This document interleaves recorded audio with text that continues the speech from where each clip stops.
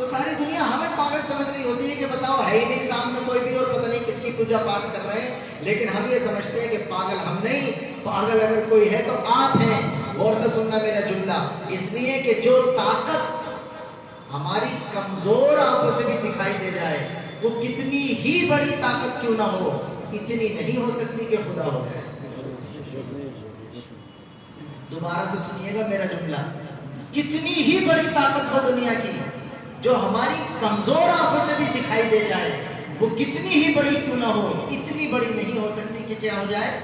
اس لیے کہ ہماری جو آنکھوں کی انرجی ہے یہ تو بہت ہلکی ہے، اس سے تو ابھی اللہ کی مخلوق نہیں دیکھی جا رہی، تو خالق کیسے دیکھا جا سکتا ہے؟ اللہ نے ایک مخلوق بنائی ہے، ہوا ہر جگہ ہوتی ہے، اگر ہوا نہ ہو تو ہمارا سانس ہی نہ آئے، ہم مر جائیں، یہاں بھی ہے مگر کسی کو نہیں دکھائی دیتی۔ تو جو انسان یہ سمجھتا ہے کہ جب تک میں دیکھ نہیں لوں گا تو میں خدا نہیں مانوں گا، تو وہ بے وقوف ہے۔ اس لیے کہ دنیا میں جو ہمیں چیزیں دی گئی ہیں وہ دنیا کی چیزوں کے اعتبار سے دی گئی ہیں۔ ہم جب اللہ کے پاس چلے جائیں گے جنت میں، وہاں ہمارا اس کا جو وہ ہے نا وولٹیج، وہ کیا کر دیا جائے گا، بڑھا دیا جائے گا، ہماری ان آنکھوں کی طاقت اور انرجی زیادہ کر دی جائے گی، اور جنت میں جانے کے بعد اللہ کی طرف سے ہماری آنکھوں کو یہ طاقت مل جائے گی کہ ہم اللہ میں کیا کر لیں گے انشاءاللہ، دیدار۔ تو آپ اندازہ کرو کسی محبوب کو پانے کے لیے کبھی آدمی کے 1 مہینہ لگے، کبھی 6 مہینے لگ جائیں، کبھی پورا سال لگ جائے۔ میری عادت گفتگو کرنے کی ذرا خوشگوار ماحول میں ہے تو تھوڑا مسکراہٹ کے ساتھ سنیے گا بات۔ دنیا کی 4% کی محبت کو پانے کے لیے بھی کئی مرتبہ سال لگ جاتا، تب جا کر کے دیدار نصیب ہو، تب جا کر کے پھر بات چیت ہو، تب جا کر کے پھر معاملات آگے بڑھتے ہیں۔ تو ہمارا سب سے بڑا محبوب جس کی محبت ہمارے دل میں ہے وہ تو ہمارا پیدا کرنے والا خالق و مالک ہے۔ اس کا پا لینا اتنا آسان ہے کہ 4 دن نماز پڑھی کہ دیدار ہو جائے گا، اتنا آسان ہے۔ لائف ٹائم اس کے دیدار کے لیے محنت کرنی ہے، جسے ہم زندگی کہتے ہیں، 60 سال کی، 70 سال کی، یہ ساری زندگی اسی کو پانے کے لیے، اسی کے دیدار کے لیے خرچ کرنی پڑے گی۔ اور جب یہ ساری زندگی خرچ ہو جائے گی اور انشاءاللہ ہم جنت میں پہنچیں گے، تب جنت میں بھی جب میں نے پورا ذکر کیا، سارے انعامات دینے کے بعد سب کو بلا کر پوچھے گا اور کچھ چاہیے، اور جب سب کہیں گے ہمیں تو سب کچھ مل گیا، تب اللہ تعالیٰ اپنا دیدار کرائے گا۔ تو ایک انعام تو یہ ہوگا۔ آپ کو معلوم ہے کہ دنیا میں حضرت موسیٰ علیہ السلام نے اللہ سے کہا تھا کہ ربی ارینی انظر الیک، ارے کہا تھا نا، یاد ہوگا وہ جب کوہ طور پہ گئے تھے تو حضرت موسیٰ علیہ السلام کی اللہ تعالیٰ سے بات ہو رہی تھی نا، اللہ تعالیٰ سے۔ موسیٰ کو کلیم اللہ کہتے ہیں، اللہ سے بات کرنے والا۔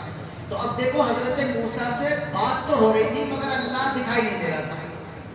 تو جب کسی سے بات ہوتی ہے اور وہ دکھائی نہ دے تو اسے دیکھنے کو جی چاہے۔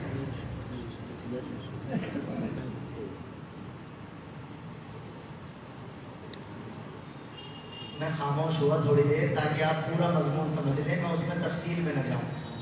دیکھ رہے ہیں آج کل ہمارے نوجوان کو، پہلے تو بات تک جاتے ہیں پھر دیدار کی باتیں کرتے ہیں۔ اس ٹیلی فون نے جو برباد کیا ہوا ہے، بس پورا مضمون ہو گیا۔ حضرت موسیٰ علیہ السلام کی بھی اللہ سے کیا ہو رہی تھی، بات ہو رہی تھی۔ تو اس کا مطلب یہ ہے کہ کان کو تو مزہ آ رہا ہے، محبوب کی بات سننے مل رہی ہے، آنکھ تڑپ رہی ہے کہ محبوب کی صورت دیکھنی ہے۔ تو جب اللہ سے بات ہوئی تو حضرت موسیٰ سے رہا نہیں گیا اور ایک دم کہنے لگے ربی ارینی انظر الیک، اے اللہ تیری آواز تو آ رہی ہے لیکن تیرا دیدار نہیں ہو رہا، کم از کم مجھے دیدار بھی کرا دے۔ تو اللہ تعالیٰ نے فرمایا قال لن ترانی، موسیٰ تم ابھی دنیا میں ہو۔ ارے بھائی جیسا بلب جس جگہ کے لیے لگایا جاتا ہے اتنے واٹ کا لگا لیا جا، بیٹرا جو ہے جس حساب سے ہمیں ضرورت ہوتی ہے اتنی طاقت کا رکھ لیتے۔ لیکن پورا مضمون سمجھ میں آ رہا ہے کیسے؟ اب دنیا میں جو ہمیں آنکھ دی گئی ہے، کان دیے گئے ہیں، ہاتھ پیر دیے گئے ہیں، یہ دنیا کی ضرورتوں کے اعتبار سے دیے گئے ہیں، آخرت کی ضرورتوں کے اعتبار سے ابھی ان میں طاقت نہیں ہے۔ تو اللہ نے حضرت موسیٰ سے کہا لن ترانی، موسیٰ یہ دنیا والی آنکھیں ہیں، ابھی ان سے میرا دیدار نہیں ہو سکتا۔ لیکن کہیں موسیٰ کا دل نہ ٹوٹ جائے، اس وجہ سے کہ ایگزامپل دے دیا اللہ نے، فرمایا وَلَٰكِنِ انظُرْ إِلَى الْجَبَلِ، لیکن موسیٰ ایسا کرو تم یہ جو تمہارے پاس پہاڑ ہے نا اسے دیکھو، میں اپنی روشنی اور اپنے نور کی تجلی اس پر ڈالوں گا، اگر یہ پہاڑ میری تجلی کو برداشت کر لے تو تم بھی تھوڑا اندازہ کر لینا کہ شاید تم بھی برداشت کر سکو، اور اگر یہ پہاڑ نہ برداشت کر سکے تو تم بھی سمجھ لینا تم دنیا میں میرا دیدار نہیں کر سکتے۔ قرآن کہتا ہے فَلَمَّا تَجَلَّى رَبُّهُ لِلْجَبَلِ، جب اللہ تعالیٰ نے اپنی تجلی پہاڑ پر ڈالی تو جَعَلَهُ دَكًّا، اللہ کی اس تجلی نے پہاڑ کو بھی ٹکڑے ٹکڑے کر دیا۔ وَخَرَّ مُوسَىٰ صَعِقًا، اور موسیٰ علیہ السلام بے ہوش ہو کر گر گئے۔ فَلَمَّا أَفَاقَ، اور جب تھوڑی دیر میں ہوش آیا تو کہا اِنِّي تُبْتُ إِلَيْكَ وَإِنِّي مِنَ الْمُسْلِمِينَ، الہی توبہ، اب دنیا میں رہتے ہوئے دوبارہ آپ سے سوال نہیں کروں گا، میں نے مان لیا کہ تو اگرچہ دکھائی نہیں دے رہا لیکن تو موجود ہے۔ شاعر کہتا ہے کہ تو دل میں تو آتا ہے سمجھ میں نہیں آتا، تو دل میں تو آتا ہے سمجھ میں نہیں آتا، میں جان گیا بس تیری پہچان ہی۔ اور ہمارے نبی پاک علیہ السلام جب معراج پہ تشریف لے گئے تو معراج میں تو آسمانوں میں چلے گئے، تو اس کا مطلب ایسے سمجھو جیسے کسی جگہ جب گھومنے کے لیے جاتے ہیں تو کسی جگہ کا نیم ہوتا ہے کہ انہیں کے کپڑے پہننے پڑیں کہ یہاں اس والی ڈریس میں جا سکتے ہیں آپ۔ تو ہمارے نبی پاک علیہ السلام بھی جب معراج میں گئے اور آسمانوں پر پہنچے اور اوپر اللہ تعالیٰ کا دیدار ہوا نا، اس وجہ سے بتلا رہا ہوں کہ دنیا والی آنکھیں لے کر گئے تھے، لیکن جب اوپر جانا تھا تو وہاں ان کی انرجی کیا کر دی گئی، کمپیوٹرائز سسٹم کے تحت بڑھا دی گئی، اور معراج میں جا کر اللہ تعالیٰ نے پیغمبر علیہ السلام نے اللہ کا کیا کر لیا، دیدار کر دیا۔ تو ایک شاعر کہتا ہے کہ ایک دیکھنے والے کا کہا مان لیا، ایک دیکھنے والے کا کہا مان لیا ہے، بن دیکھے تجھے ہم نے خدا مان لیا۔ میری بات ذرا تھوڑی سی پھیل گئی لیکن اچھا مضمون تھا تو میں نے مکمل کر دیا۔ یاد رکھیے میں کیا کہنا چاہ رہا ہوں۔ نمبر 1 ہمیں منزل کا پتہ ہونا چاہیے۔ نمبر 2 اس منزل تک پہنچنے کے لیے جو راستہ چنا ہے اس راستے پہ اطمینان ہونا چاہیے کہ واقعی یہ منزل تک پہنچا۔ اور نمبر 3 ہماری منزل کیا ہے، اللہ کی رضا اور اللہ کی جنت۔ لیکن جنت میں بھی میں نے یہ مضمون بیان کیا کہ ایک دن ان سے پوچھا جائے گا کچھ اور چاہیے، جنتی کہیں گے کیا ہے، سب کچھ تو مل گیا، تو اللہ تعالیٰ ایک انعام دے گا کہ اپنا کیا کرائے گا، دیدار۔ اور پھر قانون بنا دیا جائے گا جنت کا کہ ہر ہفتے دیدار ہوا کرے گا۔ ایک انعام تو یہ، اور دوسرا انعام یہ ہوگا کہ اللہ تعالیٰ اس دن اعلان کرے گا کہ لو جنتیوں میں اعلان کرتا ہوں کہ میں تم سے راضی ہو گیا اور اب کبھی بھی ناراض نہیں ہوں گا۔ یہ والی گارنٹی اس دن ملے گی، اس لیے کہ راضی تو ہو گیا تھا وہ جنت میں اس نے بھیج دیا، لیکن ناراض ہونے کا تو خطرہ تھا۔ بھائی دوستی جب ہوتی ہے تو آدمی کہتے ہیں میرا موبائل استعمال کر لے، میری بائک استعمال کر لے، میرے گھر میں ہی آ کے رہنے لگا۔ یعنی جب تعلق ہوتا ہے، رضامندی ہوتی ہے تو سب کچھ نچھاور ہوتا ہے، لیکن خطرہ تو رہتا ہے اگر کل کو ناراض ہو گیا تو سب سے پہلے لات مار کے نکلتے ہیں یہاں سے، اپنا ٹھکانا اپنے آپ۔ تو اللہ نے اگر سے جنت تو دے دی تھی لیکن ابھی یہ لکھ کر پروف کر کے تو نہیں دیا تھا، وہ اس دن ملے گا۔ نمبر 2 انعام کہ میں اعلان کرتا ہوں کہ میں تم سے راضی ہو گیا اور اب کبھی بھی ناراض نہیں ہوں گا۔ حدیث میں ہمارے نبی پاک علیہ السلام نے ارشاد فرمایا ہے کہ جب وہ اعلان ہوگا تو جنتیوں کو اس دن یہ اندازہ ہوگا کہ جتنی خوشی انہیں اس دن میسر آئے گی، اس خوشی کے بعد انہیں اب تک کی ساری نعمتیں ان دونوں نعمت کے مقابلے میں چھوٹی لگنے لگیں۔ یہ ہماری آدھی بات ہو گئی آج کی۔ یعنی اس کا مطلب یہ ہے کہ ہماری جو منزل ہے وہ یہی نہیں ہے کہ ہمارے بچے بڑے ہو جائیں، ہمارا گھر بن جائے۔ ہماری منزل اس سے آگے یہ بھی نہیں ہے کہ صاحب شادی ہو جائے۔ ہماری منزل یہ بھی نہیں ہے کہ صاحب اچھا کما کر کے سب کو پیروں پر کھڑا، یہ ناجائز نہیں ہے، ذمہ داری ہے ضرور کریں، لیکن دل میں یہ رکھیں کہ اتنی چھوٹی ہماری منزل نہیں ہے، ہمیں بہت آگے جانا ہے، ہم کو جانا ہے بہت آگے، حد پرواز سے، ستاروں سے آگے جہاں اور بھی ہیں، ابھی عشق کے امتحان اور بھی ہیں، اسی روز و شب میں الجھ کر نہ رہ جا کہ تیرے زمان و مکان اور بھی ہیں۔ ہمیں تو بہت آگے جانا ہے اور وہ ہے اللہ کی رضا اور اللہ کی جنت۔ ٹھیک ہے جی، حضور آدھی بات ہو۔ اچھا جب اس منزل تک ہمیں پہنچنا ہے تو اس منزل تک پہنچنے کے لیے راستہ تو چننا پڑے گا کہ نہیں؟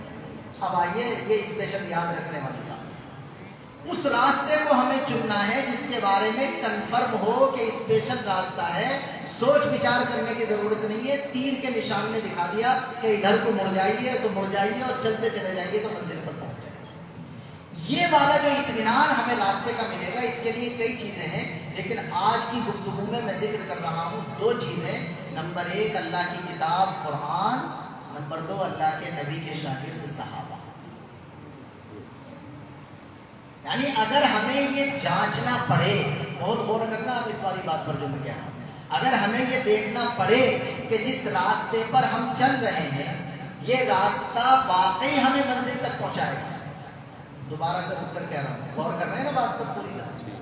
ہمیں اگر یہ غور کرنا پڑے کہ جس راستے پر ہم چل رہے ہیں یہ والا راستہ ہمیں کہاں پہنچا دے گا، منزل پر پہنچا دے گا، تو اسے چیک تو کرنا پڑے گا نا کہیں نہ کہیں۔ کئی مرتبہ جب آپ بائک سے یا کار سے چل پڑتے ہیں تو کئی مرتبہ چل تو پڑتے ہیں لیکن دل میں دھڑک ہو رہی ہوتی ہے کہ یار ٹھیک چل رہے کہ نہیں چل رہے۔ کبھی موبائل کا دور ہے، بھائی GPS لگا لے، بھائی لگا لے کدھر کو جانا۔ کئی مرتبہ نیٹ ورک نہیں آ رہا، بڑی پریشانی ہو رہی ہے بھائی، ارے بھائی کئی مرتبہ آپس میں کار میں لڑائی بھی ہو جائے، ارے چلتے چلے جا رہا ہو بھائی، بڑا کنفرم تو کر لو کسی سے۔ تو پھر رکتے ہیں صاحب، دو تین جگہ پوچھتے ہیں کہ جب فلاں جگہ جانا، اور جب بالکل اطمینان ہو جاتا ہے تب آپ چلتے ہیں۔ اب سمجھ، تو جب اس منزل تک ہمیں پہنچنا ہے، اس تک جانے کے لیے ہم نے زندگی کا ایک راستہ اختیار کیا، تو اس راستے کے بارے میں یہ اطمینان ہونا چاہیے کہ یہ واقعی ہمیں سیدھا راستہ منزل تک پہنچائے گا۔ اور سیدھے راستے کو عربی میں ہدایت کہتے ہیں۔ سیدھے راستے کو عربی میں کیا کہتے ہیں؟ ہدایت۔ اور یہی وہ سیدھے راستے والی دعا ہے جو ہم ہر نماز کی ہر رکعت میں اللہ سے مانگتے ہیں۔ اب جو میں نے آیتیں پڑھی تھی انہیں یاد رکھیے گا، جب میں بیٹھا تھا تو سب سے پہلے ایک آیت پڑھی تھی میں نے، اہدنا الصراط المستقیم۔ اس میں اہدی کا لفظ آیا، اہدی عربی کا لفظ ہے لیکن میں اسے بالکل آسان کر کے بتا رہا ہوں، ہم اردو میں بھی بولتے ہیں ہدایت مل جائے۔ تو اہدی کا مطلب ہے کہ ہم ہر نماز کی ہر رکعت میں اللہ سے جو اسپیشل دعا مانگتے ہیں وہ یہ دعا ہے کہ اللہ وہ والا راستہ دے دے جو ہمیں اس والی منزل پر پہنچا۔ پوری طرح مل رہی ہے نا بات جو کہنا چاہ رہا ہوں میں آپ سے؟ یعنی ہماری ضرورت دنیا کی بھی ہے، آخرت کی بھی ہے۔ سلام پھیرنے کے بعد کچھ بھی مانگو، اللہ اولاد دے دے، اللہ پیسہ دے دے، دکان دے دے، حج کروا دے، یہ کروا دے، سب کچھ مانگ سکتے ہو جو بھی مانگنا ہو، لیکن اللہ نے خود جو ہمیں بتا دی ہے نماز میں مانگنے کے لیے وہ کیا ہے؟ سورہ فاتحہ۔ اور سورہ فاتحہ میں کون سی دعا ہے؟ الحمدللہ رب العالمین، اللہ کی تعریف ہو گئی۔ الرحمن الرحیم، اس میں بھی اللہ کی تعریف ہو گئی۔ مالک یوم الدین، اس میں بھی اللہ ہی کی تعریف ہو گئی۔ تین آیتوں میں تو پہلے اللہ کی تعریف کرتے ہیں۔ ایاک نعبد و ایاک نستعین، چوتھی آیت میں اللہ کو اپنے تعلق کا یقین دلاتے ہیں۔ سمجھ میں آ رہی پوری بات؟ اگر کسی سے 4 پیسے لینے ہوں تو یہ کرنا پڑے دنیا میں بھی، پہلے تو اس کی تعریف کرو جا کر کہ حاجی جی آپ تو بہت ہی اچھے آدمی ہیں، آپ نے کیا ٹھکانا، اور میاں آپ تو بڑا خیال رکھتے ہیں، لوگوں کے کام آتے ہیں۔ حاجی جی بھی سوچ رہا پتہ نہیں کیا کہہ رہے آگے۔ تو پہلے تو آدمی کی تعریف کرنی پڑے، اس کے بعد اسے یہ بتانا پڑے ہے کہ میں بھی ٹھیک ٹھاک آدمی ہوں۔ یار دیکھا نا حاجی جی، کئی مرتبہ ہمارا بھی تو واسطہ پڑا آپ سے، آپ نے ہماری بھی ضرورتیں پوری کی ہیں، مگر ٹائم پہ ادائیگی کر دی کہ نہیں کر دی ہم نے بالکل۔ اب اس کے بعد کیا ہے، اگر 10,000 روپئے کی ضرورت ہے، یہ میں نے سورہ فاتحہ سمجھائی آپ کو، اس لیے کہ انسان کا مزاج ہی ایسا ہے۔ اللہ تعالیٰ بھی جو قرآن اتارتا ہے تو وہ نیچر کے اعتبار سے اتارتا ہے، نیچرل ہے، نیچرل قرآن بالکل۔ ہم جاتے ہیں نماز پڑھتے ہیں، الحمدللہ رب العالمین تعریف، الرحمن الرحیم تعریف، مالک یوم الدین تعریف۔ اگلی چوتھی آیت، ایاک نعبد و ایاک نستعین، اے اللہ ہم تجھ سے مانگنے کے لیے آئے تو دیکھ تیرے علاوہ نہ تو کسی کی عبادت کرتے ہیں، اور جب بھی ضرورت ہوتی ہے تیرے علاوہ کسی سے کچھ نہیں مانگتے ہم۔ یہ ایگریمنٹ سے کر لیا۔ اب کہا اہدنا الصراط، مجھے چاہیے یہ کہ اس راستے پہ ڈال دے جو اس والی منزل تک پہنچا۔ ٹھیک ہے جی، تو یہ تو ہے ہماری دعا جو سورہ فاتحہ میں ہوتی ہے۔ اب یہ والی جو ہدایت ہے نا، سیدھا راستہ، یہ پتہ کیسے چلے گا ہم اسی راستے پر پڑ گئے؟ اس کے لیے 2 آیتیں اور پڑھی تھی میں نے۔ ایک آیت پڑھی تھی میں نے، اس میں اللہ نے قرآن کا ذکر کیا، اور ایک آیت اور پڑھی تھی اس میں اللہ تعالیٰ نے صحابہ کا ذکر کیا۔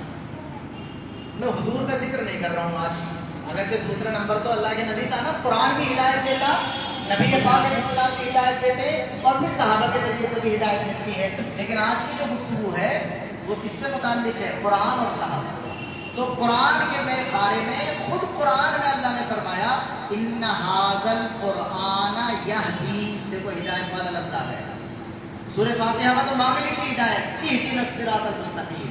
اب اللہ نے قرآن میں بتلا دیا کہ ان ھذا القرآن یہدی للتی، کہ اگر تمہیں یہ چیک کرنا ہو کہ اس منزل تک پہنچنے کے لیے جو راستہ تم نے اختیار کیا ہے اس راستے کو تم ٹھیک اختیار کر رہے ہو کہ نہیں، تو اپنے آپ کو کس کے سامنے پیش کر دو؟ اللہ کی کتاب قرآن کے سامنے پیش کر دو. جب آپ اپنے آپ کو اللہ کی کتاب قرآن کے سامنے پیش کر دیں گے تو قرآن کلک کر کے بتا دے گا کہ اس جگہ ٹھیک جا رہے ہو، اس جگہ تھوڑے ٹھیک چل رہے ہو، اس جگہ خراب ہو گئے، اس جگہ تم ذرا غلط چلے گئے واپس آ جاؤ، اس جگہ یہ کمی پائی جا رہی ہے اسے ٹھیک کر لو. سمجھ پا رہی بات؟ آئینہ دیکھتے ہیں. آئینہ ہم نہا کے جب آتے ہیں تو کیا دیکھتے ہیں؟ پھر آئینہ. یہ مثالیں میں اس وجہ سے دیتا ہوں تاکہ اگلا مضمون سمجھ میں آئے. جب ہم آئینہ دیکھتے ہیں تو آئینے کا ایک کام ہے، آئینہ ہمارے چہرے کے داغ دھبے دکھاتا ہے. جب آئینہ ہمارے چہرے کے داغ دھبے دکھاتا ہے، ارے بھائی آئینہ تو ہماری تعریف کرتا ہے کہ برائی کرے؟ برائی زیادہ کرے. تعریف تو چلو کریں گے جیسا بھی آپ کے دکھائی دیں گے، لیکن داغ دھبے بھی دکھاتا کہ نہیں دکھاتا؟ تو کبھی کسی نے غصے میں آئینے کو توڑا ہے کہ اچھا میرے یہاں پہ کالا پن دکھا دیا؟ بلکہ اور اسے پیار کریں، تھوڑی سی دھول لگ رہی ہو تو اور اسے کپڑے سے کیا کرتا؟ صاف کرتا، تاکہ میں اپنے داغ دھبے اور اچھی طرح دیکھ لوں. ارے بھائی اس کے سامنے داغ دھبا دیکھ لوں گا تو گھر سے نکل کے جاؤں گا تو دوسرے لوگوں کے سامنے جانے سے پہلے تو صاف کر لوں گا کم از کم. یہی تو مطلب ہوتا ہے. تو یہ آئینہ تو ہمارے چہرے کے داغ دھبے دکھاتا ہے، لیکن قرآن بھی ایک آئینہ ہے. قرآن بھی ایک آئینہ ہے. قرآن بھی ایک آئینہ.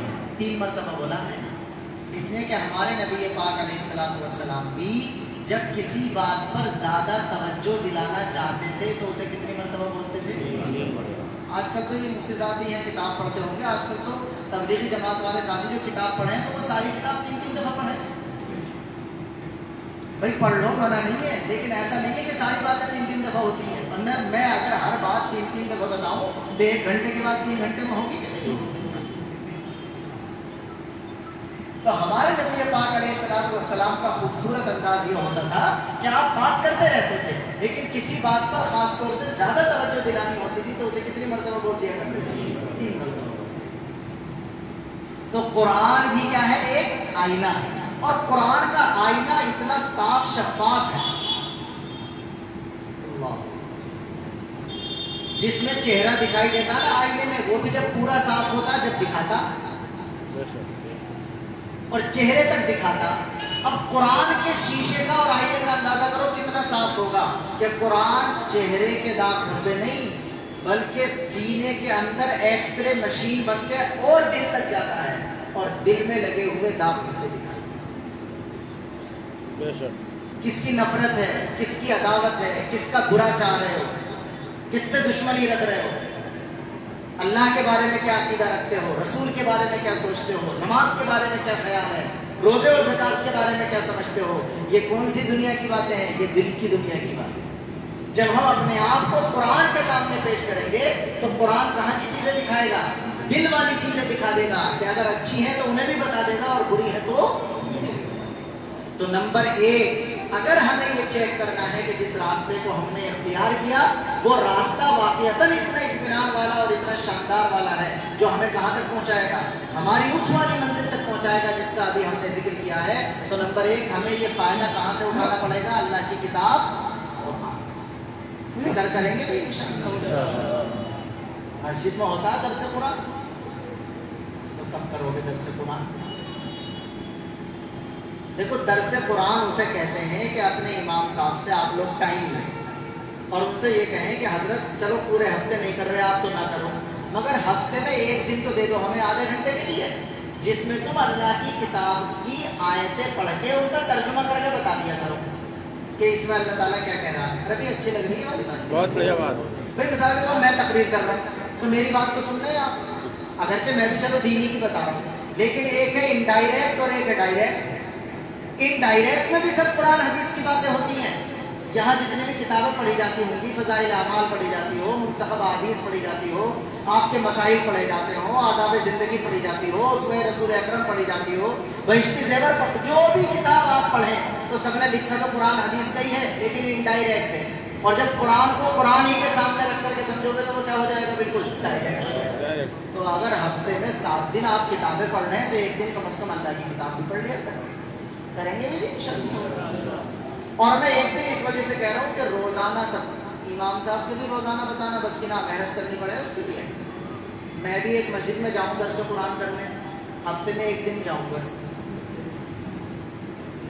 تو میں تو ہمیشہ لوگوں سے کہتا ہوں کہ آپ جو اپنے مفتی صاحب سے فضائل اعمال، بڑا مشکل ہے، ڈر لگے کچھ کہتے ہوئے، لوگ یہ نہ سمجھ لیں کہ میں کتابوں کو منع کر رہا ہوں. ارے بھائی ہم نے تو بتایا تھا کہ انہیں پڑھو تو ہم منع کیوں کریں گے؟ جو لوگ پڑھ رہے ہیں اگر وہ یہ سمجھیں کہ صاحب ہم منع کر رہے ہیں تو بھائی ہم ان سے پوچھیں گے جب تم نے پڑھنا شروع کیا تھا جب بھی تو ہم نے بتایا تھا. تو اگر ہمارے کہنے سے اسے، بھائی ہمارے سے نہیں، ہمارے کسی بڑے نے کہا ہوگا تو مولوی وہ کوئی.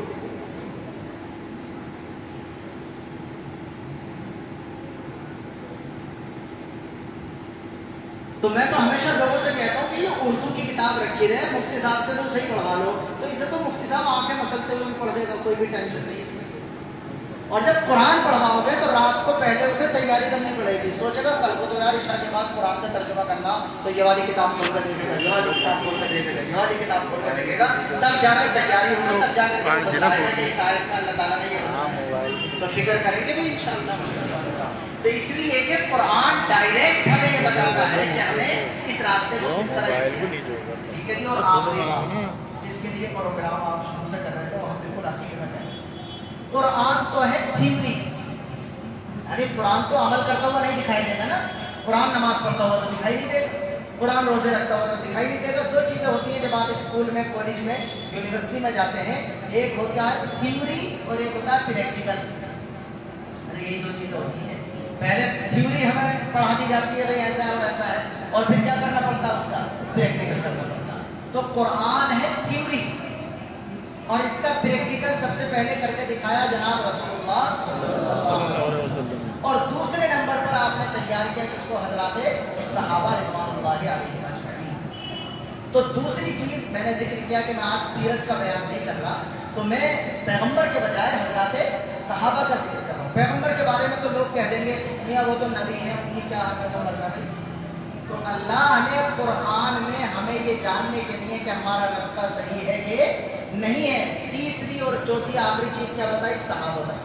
پہلے پارے میں اللہ نے فرمایا فَإِنْ آمَنُوا بِمِثْلِ مَا آمَنْتُمْ بِهِ فَقَدِ اهْتَدَوْا. اور سے سنی آخری بات ہے، اللہ نے صحابہ سے ڈائریکٹ بات کی ہے قرآن میں، اور یہ فرمایا ہے کہ دیکھو صحابہ، جیسا تم ایمان لائے ہو اور جیسا تم عمل کرتے ہو، جو لوگ ابھی ایمان نہیں لائے یہ بھی اگر تمہارے جیسا ایمان لے آئے تو گارنٹی ہے کہ یہ بھی اس راستے پر پڑ گئے جو پکا منزل تک جاتا ہے. یہ میں نے قرآن کی آیت کا ترجمہ کیا. فَإِنْ آمَنُوا بِمِثْلِ مَا آمَنْتُمْ بِهِ فَقَدِ اهْتَدَوْا. قد کے اندر قد عربی زبان کا لفظ ہے، اس کا مطلب ہوتا ہے گارنٹی.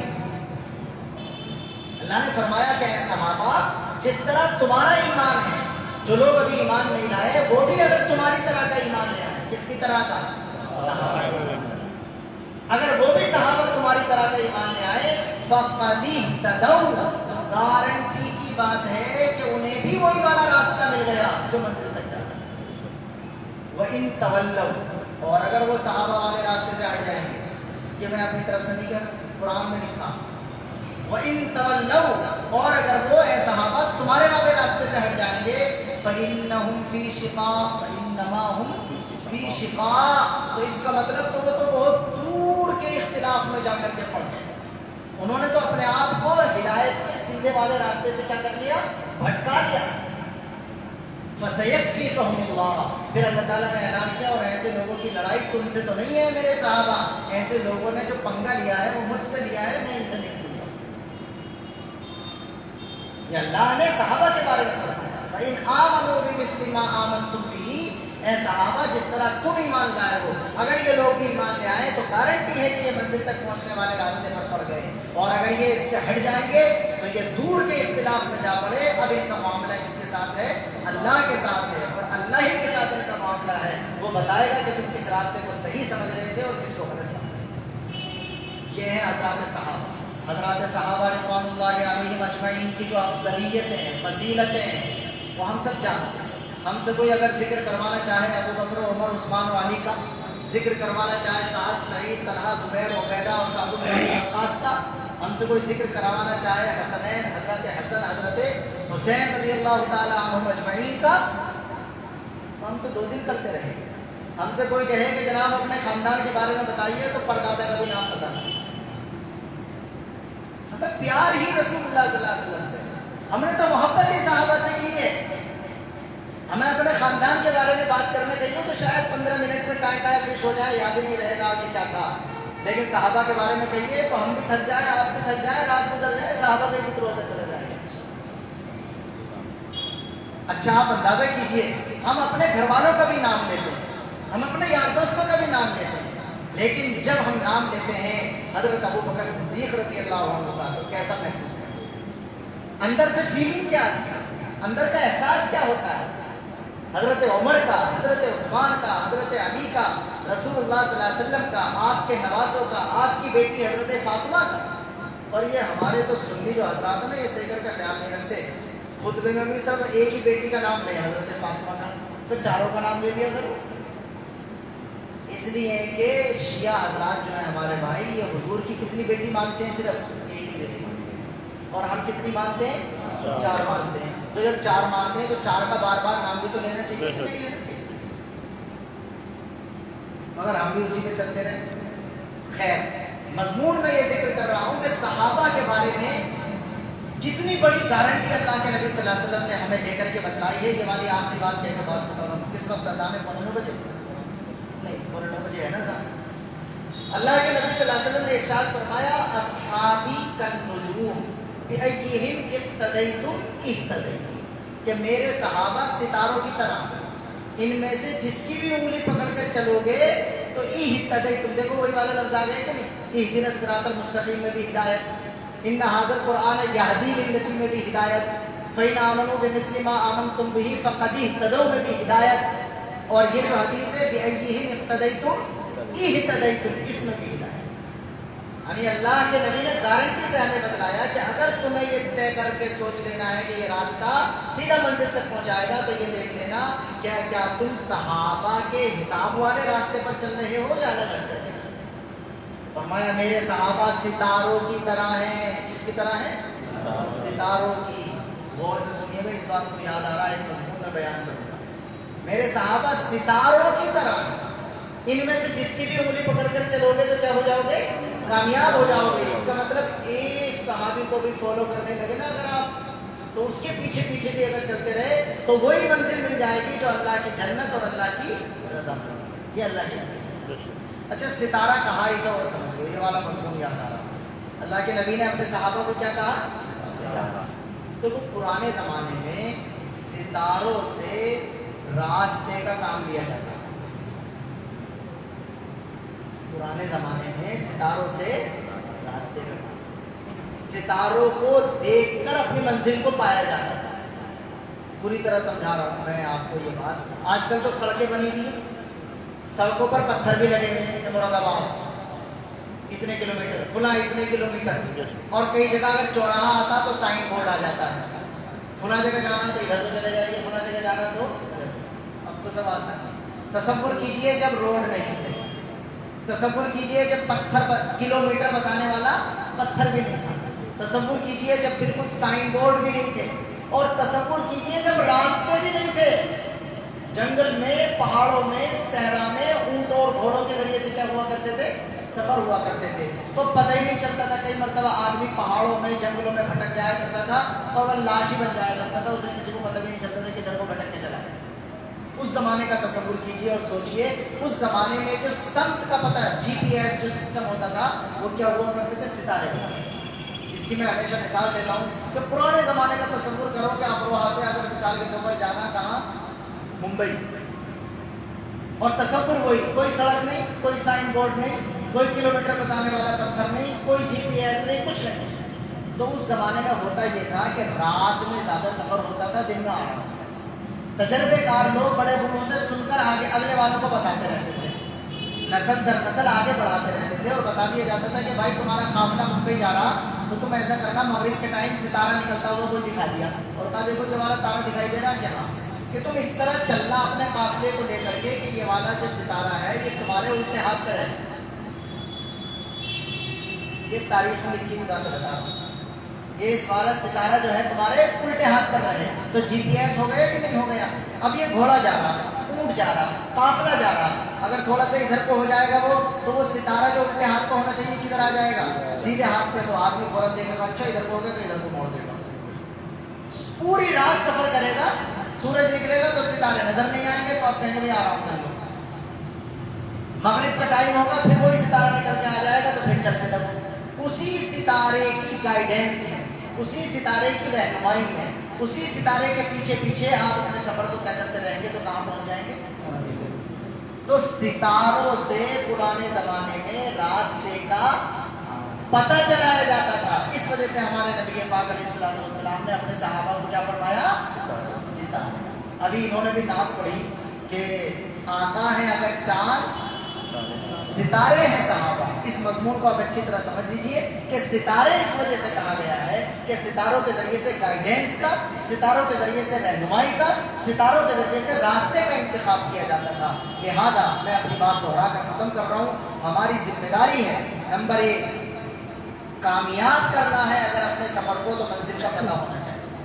نمبر 2 اس منزل تک پہنچنے کے لیے جس راستے کو چنا ہے اس راستے کے بارے میں اطمینان ہو کہ واقعی منزل تک پہنچا ہے۔ ٹھیک ہے حضور؟ تیسری بات میں نے یہ بتائی کہ ہماری منزل ہے اللہ کی رضا اور اس کی جنت۔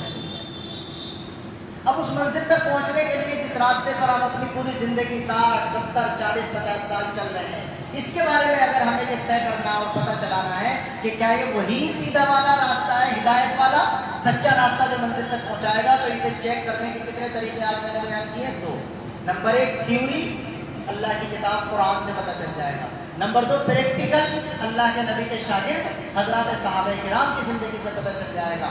اگر میرا عمل قرآن کے مطابق ہے اور صحابہ کرام کی زندگی سے میچ کر رہا ہے تو بے فکر ہو کر چلتے چلے جائیے، انشاءاللہ منزل ملے گی۔ اور اگر میرا عمل قرآن کے خلاف چلا گیا اور حضرات صحابہ کرام کی زندگی اور راستے سے الگ ہو گیا تو کتنا ہی خوش ہوتے چلے جائیے، یہ راستہ منزل پر مکمل ہو گئی۔ بات ایک بات اور دیکھو، اب جو بندہ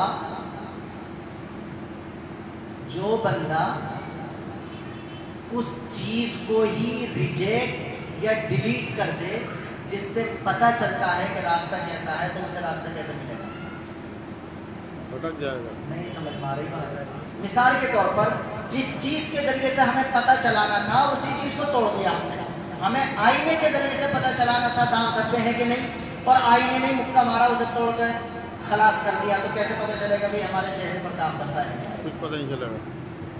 ہمارے یہ جو شیعہ بھائی حضرات ہیں جن کا کاروبار محرم میں چلتا ہے، ماحول نہیں ہے کسی کے بارے میں کچھ کہنے کا، اور میری عادت نہیں ہے ایسے فرقے کے بارے میں، ظالم مسلکوں کے بارے میں بات کرنا۔ ہمارے ملک میں تو ہندو مسلم لڑائی کرنے کی ضرورت نہیں ہے، تو آپس میں کیا لڑائیں ہم، یہ بات ٹھیک ہے اپنی جگہ، لیکن یہ تو ضرور ہے کہ کم از کم جس کا کام ہے وہ کرے۔ ارے بھائی اتنا تو سمجھیں گے نا کہ کم از کم جس کا کام ہے وہ کرے۔ بھائی کاوڑ اٹھانا جس کا کام ہے وہ اٹھائے، محرم منانا جس کا کام ہے وہ منانا۔ ہم ان سے تو کچھ نہیں کہہ رہے نا، ہم تو لڑائی نہیں کر رہے، ہم یہ تو سوچیں کہ جب ہمارا یہ کام نہیں ہے تو ہم کیوں وہاں تماشبین بنے؟ ہمیں تو یہ سوچنا ہے۔ ان کے بارے میں اگر آپ غور کریں تو دیکھیں کہ شیعہ حضرات کا ہمارے یہاں عقیدہ کیا ہے۔ نمبر 1 ہمیں پتہ چل سکتا تھا اپنے راستے کا کس کے ذریعے سے؟ بولو، قرآن کے ذریعے۔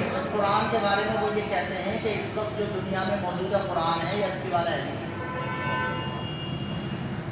عربی کہتے ہیں کہ نہیں، آپ تو مجھ سے زیادہ جانتے ہوں گے، وہ کہتے ہیں کہ ہمارے جو 12ویں امام ہیں، امام مہدی، وہ غار میں چھپے ہوئے ہیں اور ان کے پاس ہی اصل والا قرآن ہے۔ جب وہ نکل کر آئیں گے تو وہ اصل والا قرآن لے کر کے آئیں گے۔ بہت غور کرنا، بالکل آخر میں کہہ رہا ہوں میں پیغام کی بات۔ جب آپ کے پاس شیشہ ہی نہیں ہے چہرہ دیکھنے کے لیے تو دیکھیں گے کیسے؟ جب آپ کے پاس وہ قرآن ہی نہیں ہے جس سے یہ پتہ چل سکے کہ تمہارا راستہ سیدھا ہے کہ نہیں، تو تم کیسے دعویٰ کرو گے کہ ہمارا راستہ سیدھا ہے؟ آپ تو تھکار کر کے بیٹھے رہو، اس لیے کہ پتہ تو چلے گا جب قرآن آ جائے گا۔ لہٰذا جو راستہ صحیح ہونے کو بتاتا ہے قرآن، اس کے بارے میں یہ خط کھینچ دیا کہ جناب یہ والا قرآن وہ والا قرآن نہیں ہے، تو کیسے ثابت کیا جا سکتا ہے کہ ہم نے جو راستہ اختیار کیا؟ نمبر 1۔ اور نمبر 2، راستے کے صحیح ہونے کو پہچاننے کے لیے کیا بیعت بتلائی ہم نے؟ صحابہ، یعنی صحابہ کی زندگی سے پتہ چلے گا کہ تم ٹھیک چل رہے ہو کہ نہیں چل رہے ہو۔ اور صحابہ کے بارے میں ہمارے ان بھائیوں کا عقیدہ یہ ہے کہ حضور پاک علیہ السلام کے دنیا سے جانے کے بعد 4 کے علاوہ سب نے ایمان چھوڑ دیا تھا۔ یہ والی وہ والی بات ہے جس کی وجہ سے مفتی نعیم میں جلسہ کر رہا ہے، اخیر میں بتلا رہا ہوں وہ والی بات۔ وہ دیکھا ہوگا آپ نے پنجتن لکھا ہوا دیکھا ہوگا، اب تو نوگاؤں والوں نے پنجتنی گیٹ بھی بنا دیا تو سب کو یاد کروا دیا وہ پنجتن پات۔ اس کا کیا مطلب ہوتا ہے؟ پنج کے معنی آتے ہیں 5 اور تن کے معنی آتے ہیں جسم۔ تن کہتے ہیں نا میرا تن کے معنی شخصیت، پاک کے معنی پاک۔ تو دیکھو ہمارے بھائی بھی سے بہت زیادہ، بلکہ ہمارے بھائیوں کو پتہ نہیں ہوتا، کوئی تو پنجتن کے نام کی انگوٹھی ہمارے لوگ پہنے پھر رہے ہیں، اپنی دکانوں میں پنجتن پاک کے کیا لٹکا رکھے ہیں، وہ اشتہار سے وہ لٹکا رکھے ہیں۔ بھائی ہم منع تھوڑی کر رہے ہیں، پنجتن پاک میں کون ہوتا؟ محمد رسول اللہ صلی اللہ علیہ وسلم، حضرت علی رضی اللہ عنہ، حضرت فاطمہ رضی اللہ تعالیٰ عنہ، حضرت حسن رضی اللہ تعالیٰ عنہ اور حضرت حسین۔ تو ہم تو سب کو مانتے ہیں، لیکن ہمارے بھائی کو یہ سوچنا چاہیے کہ وہ کیا بتانا چاہ رہے ہیں اس کے ذریعے سے۔ وہ یہ بتانا چاہ رہے ہیں کہ یہ 5 ہی لوگ پاک ہیں، باقی سارے۔ سمجھ میں آ رہی بات کہ نہیں؟ ہمارا بھائی کہیں بھی دیکھتا کیلنڈر سے پنجتن کا لا کر اپنی دکان پہ لگا دیتا، کہیں بھی دیکھتا انگوٹھی پنجتن کی اپنے ہاتھ میں پہن لیتا۔ دوبارہ سے سننا میری بات، خدا نہ خواستہ ہم ہوتے نبی کو پاک کیسے نہیں سمجھیں گے بھائی؟ حضرت حسن حسین کو کیسے پاک نہیں سمجھیں گے بھائی؟ فاطمہ اور علی کو کیسے پاک نہیں سمجھیں گے ہم؟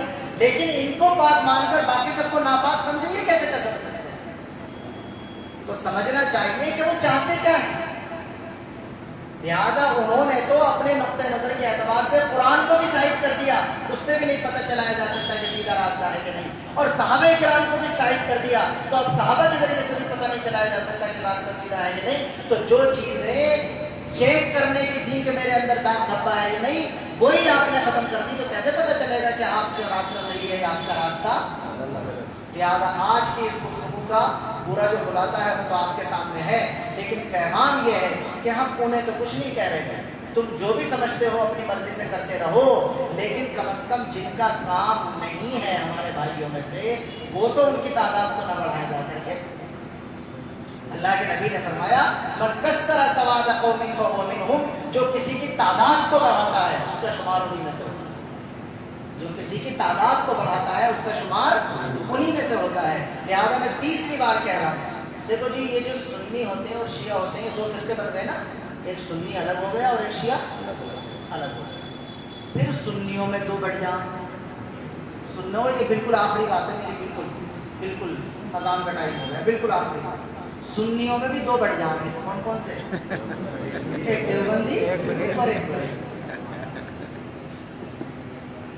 لیکن اچھی طرح سن لیجئے، اس معاملے میں جو دیوبندیوں کا فتویٰ ہے وہی بدلے گا۔ ہمارے وہ بھائی نادان ہیں جو شیعوں کا کام خود کرتے ہیں، چاہے وہ دیوبندی کہلاتے ہوں یا وہ بریلوی۔ ارے ہم اگر الگ الگ بھی ہو گئے، کچھ دیوبندی کچھ بریلوی، تو چلو دیوبندی تو مولانا ناموتوی کا دیوبند والوں کا فتویٰ مانے، مولانا تھانوی کا تھانہ بھون والوں کا فتویٰ مانے، اور ہمارے بریلوی بھائی کس کا مانے؟ اعلیٰ حضرت مولانا احمد رضا خان صاحب بریلوی رحمۃ اللہ علیہ کا فتویٰ مانے۔ یا تو میرے کہنے سے مان لیجیے آپ، ورنہ تو خود دیکھ لیجیے، دیوبند والوں کے فتوے کے بارے میں تو ساری پبلک کو زیادہ پتہ رہتا ہے کہ ان کا تو پکا فتویٰ کہ یہ سب چیزیں جائز نہیں ہیں، لیکن ہمارے جو بریلوی بھائی ہوتے ہیں ان کو کئی مرتبہ کنفیوژن ہو جاتا ہے، وہ یہ سمجھتے ہیں کہ جیسے یہ ہمارے کام ہے۔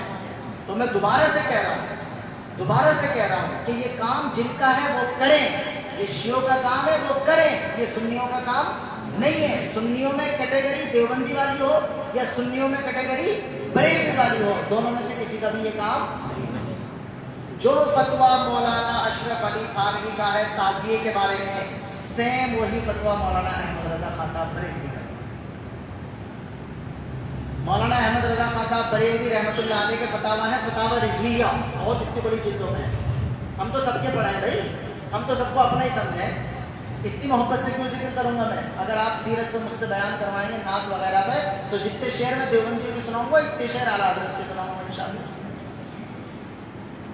ہم تو بہت دل کو بڑا رکھتے ہیں، اختلاف ہے کوئی حرج کی بات نہیں، آپس میں اختلاف ہوتا رہتا، تم جیسا صحیح سمجھ رہے ہو ویسا کرتے رہو، ہم جیسا صحیح سمجھ رہے ہیں ویسا کرتے رہیں گے، لڑ کیوں رہے ہو بھائی؟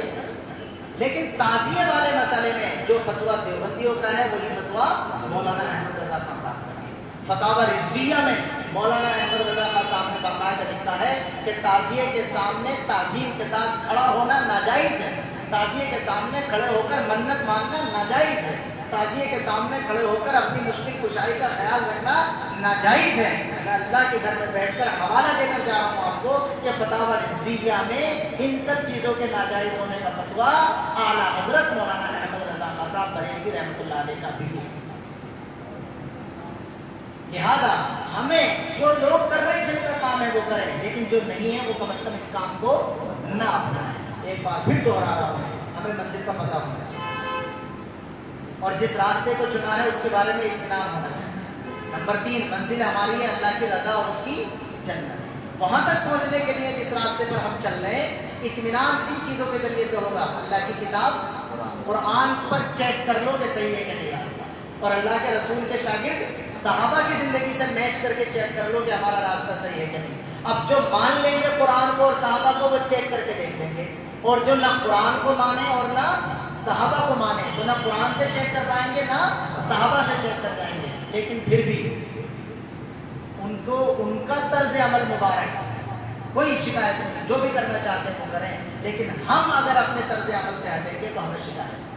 لہٰذا چاہیں سنیوں کا یہ والا طبقہ ہو یا یہ والا طبقہ ہو، دونوں کے یہاں ان کے عمل کو ان کا کہا گیا ہے، ہمیں اس عمل کو کرنے کی اجازت نہیں دی گئی۔ لہٰذا ہم اپنے عمل پر برقرار رہیں اور اللہ سے دعا کریں کہ اللہ تعالیٰ ہم سب کو اپنا دین باریکی سے سمجھنے کی توفیق عطا فرمائے اور پوری طرح سوچ کر سمجھ کر اس پر عمل کرنے کا جذبہ ہمارے دلوں میں پیدا فرمائے۔ وآخر دعوانا ان الحمدللہ رب العالمین۔ مختصر دعا کر لیجیے، اور آپ کی وقت پہ نماز